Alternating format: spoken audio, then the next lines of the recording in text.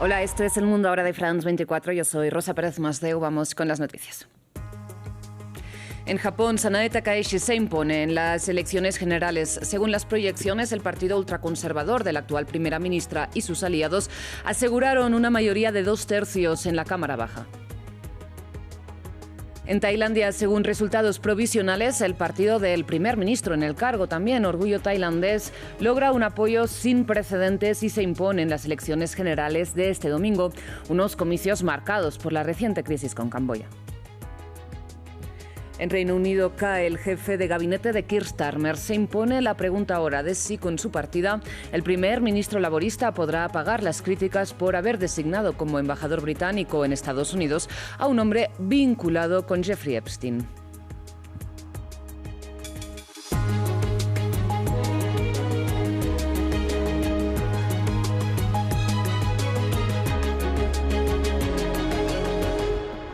Iniciamos nuevamente con noticias de Japón porque la llamada Dama de Hierro japonesa, Sanae Takaichi, se impuso en las elecciones generales de este domingo con una amplia mayoría.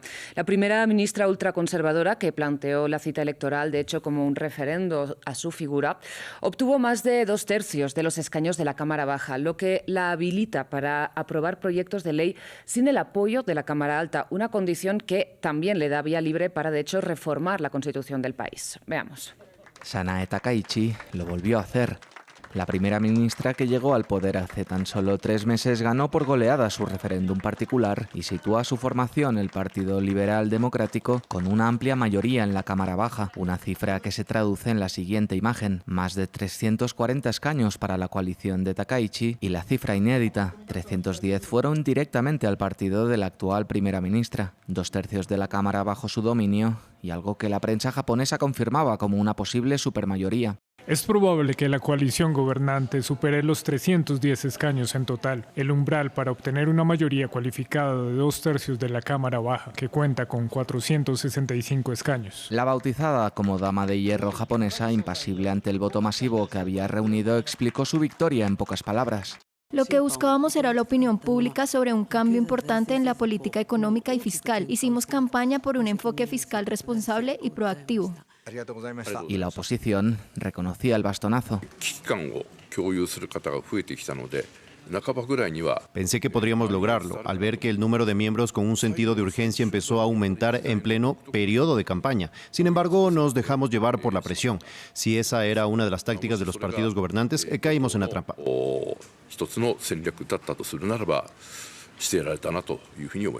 Una supermayoría que le permite a Takaichi aprobar proyectos de ley en la Cámara Baja, aun siendo rechazados en la Cámara Alta, o que puede iniciar revisiones de la Constitución a su antojo. Amplios poderes para una primera ministra que quiso forjar un gobierno de hierro y que se dispone a reformar políticas migratorias o a confrontar, incluso con las armas, a un gigante chino que ve con recelo el fortalecimiento del voto ultraconservador en Japón.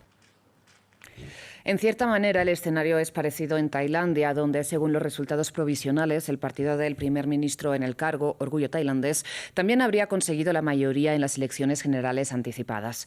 Auntin Charnvirakul ha reivindicado la victoria en los comicios y ha declarado la posibilidad de formar una coalición para gobernar con el apoyo del Parlamento y reducir así la inestabilidad política del país. Su formación nacionalista habría recibido un apoyo sin precedentes en medio de la disputa con Camboya, que además de una crisis bélica causó una crisis política en Bangkok en los últimos meses. El progresista Partido Popular ha reconocido el segundo lugar, mientras el histórico Pheu quedaría en tercer lugar. Debo decir que si Bumhaitai como partido principal logra formar gobierno, entonces estamos listos para estar en la oposición. No puedo votar por este candidato. No somos el partido número 1, así que el ganador debe tener la oportunidad de formar gobierno primero. Vamos a otro escenario electoral. En Portugal, este domingo se celebra la segunda vuelta presidencial que enfrenta al socialista António José Seguro, que encabezó ya la primera vuelta con el ultraderechista André Ventura.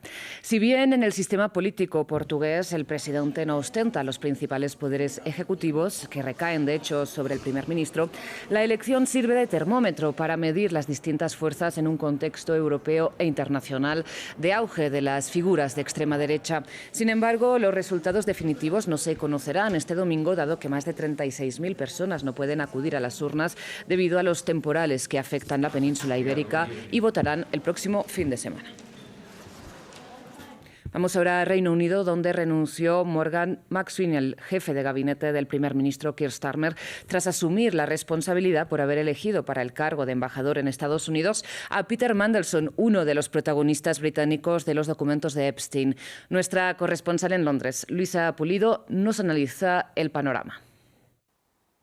Aunque Morgan McSweeney renunció como el jefe del gabinete del gobierno británico, asumiendo toda la responsabilidad política por el nombramiento de Peter Mandelson como el embajador británico en Estados Unidos en 2024, expertos y diferentes sectores políticos, incluidos rebeldes laboristas, afirman que la credibilidad y la autoridad de Keir Starmer sigue muy golpeada. De hecho, partidos como Reform UK y los conservadores exigen que el propio Starmer dé un paso al costado y que asuma su responsabilidad porque nombró él mismo a Mandelson en este cargo, tal vez uno de los más importantes de la diplomacia, a pesar de que se sabía de esa amistad con Jeffrey Epstein, además de las renuncias previas de Mandelson a gobiernos laboristas y de que aquí en este país es conocido como el príncipe de las tinieblas. En su carta de renuncia, McSweeney, que es la mano derecha de Starmer, una baja para el gobierno del primer ministro y quien fuera el responsable del éxito electoral laborista en el 2024 y que llevó a Starmer a ser el primer ministro, dijo que la decisión de nombrar a Mandelson fue equivocada, ha dañado nuestro partido, nuestro país y la confianza en la política misma. El primer ministro ha aceptado y agradecido a Morgan McSweeney por su gestión en el gobierno. Y también se espera, además, aquí en el Reino Unido, que el gobierno publique pronto, tal y como lo ha prometido el primer ministro, todos los documentos que llevaron al nombramiento de Mandelson como embajador en Estados Unidos, incluso los WhatsApp personales y todas las conversaciones electrónicas. El Times reveló hoy que aunque Mandelson fue despedido, recibió una indemnización de unos $75,000 por ser despedido de su cargo como embajador británico. Y entre tanto, aún aquí en los pasillos del Parlamento se dice, y en el país, que el primer ministro ha comprado un poco más de tiempo para mantenerse en el cargo y que los rebeldes y los conspiradores esperan un par de meses, tal vez hasta mayo, para que en las elecciones locales, si el resultado es negativo para el laborismo, entonces inicien un proceso que puede remover a Starmer como primer ministro. Dejamos Europa para ir a Medio Oriente, donde la esperanza de los palestinos de salir de Gaza para recibir atención médica se ha transformado en frustración en menos de una semana. La reapertura del cruce de Rafah, cerrado por Israel desde 2024, no ha cumplido con el número de salidas prometidas en un primer momento. Mientras, aparte, continúan las negociaciones sobre el desarme de Hamás y la retirada israelí de Gaza en el marco del proceso de cese el fuego mediado por Estados Unidos. Patricio Peralta nos amplía. De la esperanza a la frustración. Amjad Abu Jedian, herido en la guerra, tenía previsto salir para recibir tratamiento médico el primer día de la reapertura del cruce de Rafah, hace una semana. Ese día solo salieron 5 pacientes. Ahmad sigue en Gaza y su condición empeora. Mi hijo resultó herido durante la guerra. Le insertaron una placa metálica en la pierna durante 1 año y medio. Nos dijeron que había que quitársela para evitar más daños. Actualmente sufre complicaciones y pérdida ósea. En los primeros 4 días, solo 36 pacientes pudieron salir, cuando se había acordado la salida de 50 pacientes diarios con 2 acompañantes. Para el viernes, el cruce volvió a cerrar hasta este domingo por problemas operativos. Son casi 20.000 personas en Gaza que necesitan recibir atención médica. Los que han podido cruzar denuncian retrasos y malos tratos por parte de las autoridades de Israel, mientras que la ayuda también tiene inconvenientes para entrar. Tengo provisiones de Egipto que hemos intentado entregar a Gaza 7 veces, pero cada vez me devuelven, alegando que la mercancía que llevo es turca. Mientras tanto, continúan las negociaciones sobre el desarme y las garantías de seguridad. Un alto funcionario de Hamás afirmó que es complicado llevar a cabo el desarme de la organización, como se acordó dentro del plan de Trump. En el contexto de que nuestro pueblo aún se encuentre bajo ocupación, hablar de desarme es un intento de convertir a nuestro pueblo en presa fácil, facilitando su eliminación por parte de Israel. La próxima semana el primer ministro de Israel se reunirá en Washington con Donald Trump, mientras que la Junta de la Paz tendrá su primera reunión el próximo 19 de febrero, un evento que servirá también como conferencia de recaudación de fondos para la reconstrucción de Gaza. Hablamos de Irán. El ministro de Exteriores, Abbas Araghchi, insistió este domingo en que su país no aceptará la exigencia de Estados Unidos de acabar con el enriquecimiento de uranio para su programa nuclear, que Teherán, recordemos, reivindica para fines civiles.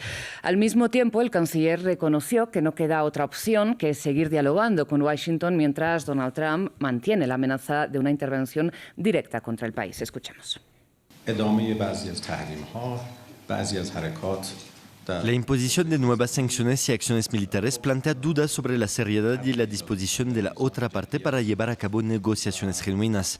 Estamos siguiendo de cerca la situación, evaluando todas las señales y decidiremos si continuamos las negociaciones. Vamos al Líbano, donde al menos 2 personas han muerto víctimas del derrumbe de un edificio en Trípoli, en el norte del país, según informan medios locales. El presidente Joseph Aoun ordenó la movilización de los servicios de emergencia para, textualmente dijo, asistir en las labores de rescate y ofrecer refugio a las personas afectadas. El incidente ocurre pocas semanas después del colapso de otro edificio en la misma ciudad, donde, según Amnistía Internacional, miles de personas viven en estructuras inseguras agravadas por el terremoto que, recordemos, afectó a los territorios vecinos de Siria y Turquía en 2023.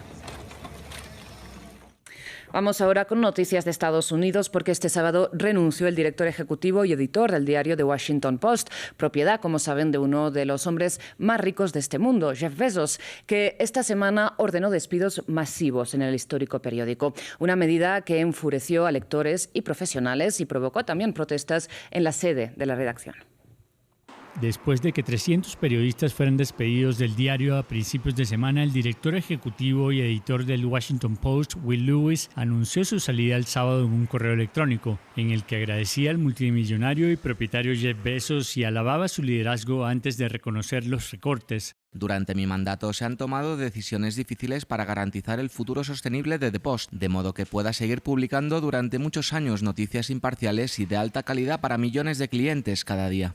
Entre los 300 periodistas despedidos del diario se encontraba toda la sección de Medio Oriente y su corresponsal en Ucrania, además de periodistas de las secciones internacionales, deportes, gráficos y noticias locales. Los diarios han perdido tanto ingresos como suscripciones en la última década ante la irrupción y competencia con las redes sociales y la caída en las suscripciones impresas e ingresos por publicidad y el cambio en los patrones en formatos de consumo de información. El jueves, cientos de personas, entre ellas miembros del personal, protestaron frente a la sede del diario.